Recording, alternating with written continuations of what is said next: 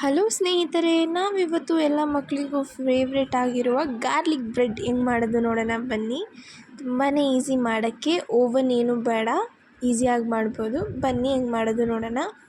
ನಾನಿಲ್ಲಿ ಇಲ್ಲೊಂದು ಬೌಲಲ್ಲಿ ಮೊದಲು 1 ಸ್ಪೂನಷ್ಟು ಈಸ್ಟನ್ನ ಹಾಕ್ಕೊಂಡು ಉಗುರು ಬೆಚ್ಚಗಿರೋ ನೀರಲ್ಲಿ ಒಂದು 5 ನಿಮಿಷದಷ್ಟು ಇಟ್ಕೊತಾ ಇದ್ದೀನಿ. ಇದನ್ನು ಕಲಸಿಕ್ಕಿ ಮುಚ್ಚಿಕ್ಕೆ ಬಿಡೋಣ. ನಾನಿಲ್ಲಿ ಒಂದು ಪಾತ್ರೆಯಲ್ಲಿ 1 ಕಪ್ಪಷ್ಟು ಮೈದಾ ಹಿಟ್ಟನ್ನು ಹಾಕ್ಕೊತಾ ಇದ್ದೀನಿ. 1 ಟೇಬಲ್ ಸ್ಪೂನಷ್ಟು ಸಕ್ಕರೆ ಮತ್ತು 1 ಚಿಟಿಕೆಯಷ್ಟು ಉಪ್ಪನ್ನು ಹಾಕ್ಕೊಂಡು ಕಲಸಿಟ್ಕೊಂಡಿರೋದನ್ನ ಈಸ್ಟನ್ನ ಹಾಕ್ಕೊಳ್ಳೋಣ. ನಾನಿಲ್ಲೊಂದು ಪಾತ್ರೆಗೆ ಅಡುಗೆ ಎಣ್ಣೆನ ಹಾಕ್ಕೊಂಡು ಚೆನ್ನಾಗಿ ಮಿಕ್ಸ್ ಮಾಡ್ತಾಯಿದ್ದೀನಿ. ನಾನಿಲ್ಲಿ ಹಿಟ್ಟನ್ನು ಚೆನ್ನಾಗಿ ನೀರನ್ನು ಹಾಕ್ಕೊಂಡು ಚೆನ್ನಾಗಿ ಕಲಿಸ್ಕೊಂಡಿದ್ದೀನಿ. ನೋಡಿ, ಈ ಪದಕ್ಕೆ ಕಲಿಸ್ಕೊಬೇಕು.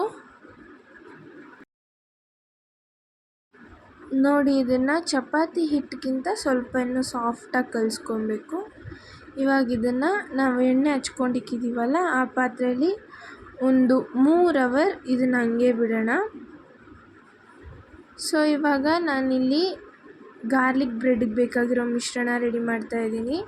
ಇಲ್ಲಿ ನಾನು ಮೆಲ್ಟ್ ಮಾಡ್ಕೊಂಡಿರುವ ಬಟ್ರಿಗೆ ಗಾರ್ಲಿಕ್ ಮತ್ತು ಚಿಲ್ಲಿ ಫ್ಲೇಕ್ಸ್, ಆರಿಗ್ಯಾನೋನ ಹಾಕ್ಕೊತಾ ಇದ್ದೀನಿ. ಇವಾಗ ಚಿಕ್ಕದಾಗಿ ಕಟ್ ಮಾಡ್ಕೊಂಡಿಕ್ಕಿರೋ ಕೊತ್ತಂಬರಿ ಸೊಪ್ಪು ಇದನ್ನು ಹಾಕ್ಕೊಂಡು ಚೆನ್ನಾಗಿ ಮಿಕ್ಸ್ ಮಾಡ್ಕೊಳ್ಳೋಣ. ಸೊ ಇವಾಗ 3 ಅವರ್ ಆಗಿದೆ. ನೋಡಿ, ನಾವು ಮಿಕ್ಸ್ ಮಾಡ್ಕೊಂಡಿಕ್ಕಿರುವ ಹಿಟ್ಟು ಅದಕ್ಕಿಂತ ಡಬಲ್ ಸೈಜ್ ಬರಬೇಕು. ಇವಾಗ ನೋಡಿ, ಈ ಥರ ಸಾಫ್ಟ್ ಆಗಿದೆ. ನಾನಿಲ್ಲಿ ಇವಾಗ ಹಿಟ್ಟನ್ನು ಹೊರಗಡೆ ತೊಗೊಂಡು ಕಾರ್ನ್ಫ್ಲವರ್ ಹಾಕ್ಕೊಂಡು ಚೆನ್ನಾಗಿ ಕಲಿಸ್ಕೊತಾ ಇದ್ದೀನಿ.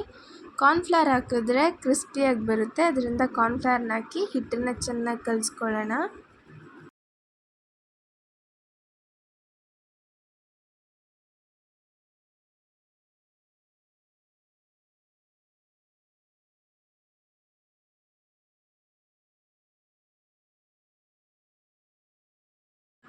ನೋಡಿ, ಈ ಥರ ಚಪಾತಿಗಿಂತ ಸ್ವಲ್ಪ ದಪ್ಪಕ್ಕೆ ರೋಲ್ ಮಾಡ್ಕೊಳ್ಳೋಣ.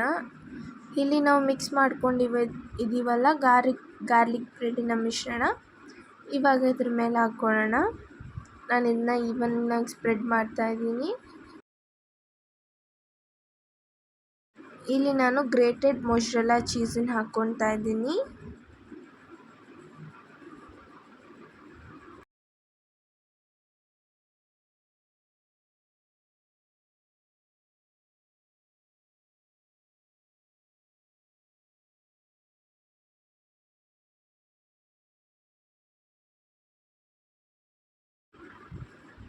ಚೀಸನ್ನು ಹಾಕ್ಕೊಂಡಾದ್ಮೇಲೆ ಇದನ್ನು ಫೋಲ್ಡ್ ಮಾಡ್ಕೊಳ್ಳೋಣ. ಇದನ್ನು ಪೀಸಾಗಿ ಕಟ್ ಮಾಡ್ಕೊಳ್ಳೋಣ. ಇವಾಗ ಅಂದರೆ ಲೈಟಾಗಿ ನೈಫ್ ಅಲ್ಲಿ ಇಟ್ಕೊಂಡು ನೀವು ಮಾರ್ಕ್ ಮಾಡ್ಕೊಬೋದು. ನಾನಿಲ್ಲಿ ಪಿಜ್ಜಾ ಕಟ್ಟರಲ್ಲೇ ಮಾಡ್ತಾಯಿದ್ದೀನಿ.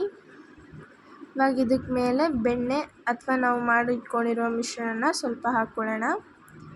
ನಾನಿಲ್ಲಿ ಒಂದು ಬಿಸಿಯಾಗಿರೋ ಕಡಾಯಿನಲ್ಲಿ ಮಾಡ್ತಾಯಿದ್ದೀನಿ.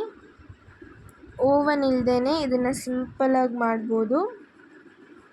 ನೋಡಿ, ಇದನ್ನು ಈ ಥರ ಒಂದು ಪಾತ್ರೆಗೆ ಟ್ರಾನ್ಸ್ಫರ್ ಮಾಡಿಕೊಂಡು ನಾವು ಇದರಲ್ಲಿ ಒಂದು 30 ರಿಂದ 40 ನಿಮಿಷ ಇದನ್ನು ಬೇಯಲು ಬಿಡೋಣ. ನೋಡಿ ಎಷ್ಟು ಚೆನ್ನಾಗಿ ಬೆಂದಿದೆ ಅಂತ. ಅದು ಮೇಲೆ ಕಾರ್ನ್ಫ್ಲವರ್ ಹಾಕಿದ್ದೀನಿ. ನೋಡಿ, ನಮ್ಮ ಗಾರ್ಲಿಕ್ ಬ್ರೆಡ್ ವಿತೌಟ್ ಅವನ್ ಎಷ್ಟು ಚೆನ್ನಾಗಿ ರೆಡಿಯಾಗಿದೆ ಅಂತ. ತುಂಬಾ ಟೇಸ್ಟಿಯಾಗಿತ್ತು. ಮಕ್ಕಳು ಎಲ್ಲರೂ ಇಷ್ಟಪಟ್ಟು ತಿಂದರು. ನೀವು ನಿಮ್ಮ ಮನೇಲಿ ಟ್ರೈ ಮಾಡಿ ನೋಡಿ. ನಿಮ್ಮ ಅನಿಸಿಕೆಗಳನ್ನ